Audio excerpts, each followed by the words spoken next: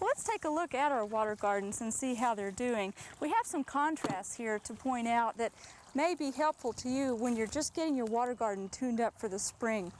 Over here on your right, we have a water garden that we have not cleaned out yet, and it's still very clear.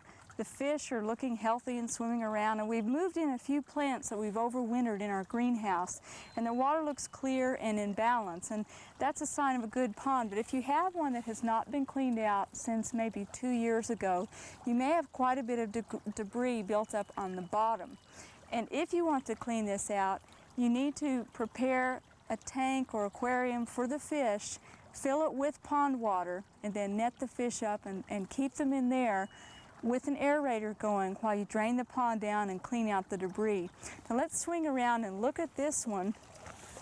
This is one that was cleaned out completely last week, and it looks more murky. We don't want you to panic about this. When you drain the water down and remove the debris on the bottom, that releases a lot of nutrients in the pond, and if you don't take all the water out, if you just drain it down a little bit and dredge out the debris on the bottom, that releases a lot of nutrients into the water. When you fill it back up again, it can get a rather pea soup appearance.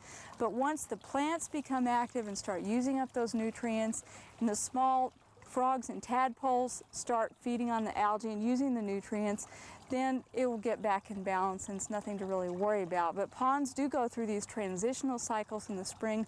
Just keep in mind that if you are dredging the bottom to get the fish out, because a lot of ammonia is given off in that detritus that is on the bottom, and it can be toxic to your fish. So be sure you offload them first and bring them back up to equilibrium temperature-wise before you put them in the water. If they are in a tank or in plastic bags with an aerator, lower that into the water, make sure it's about the same temperature, because if it's outside about a 5-degree range of what they're accustomed to, it can shock the fish.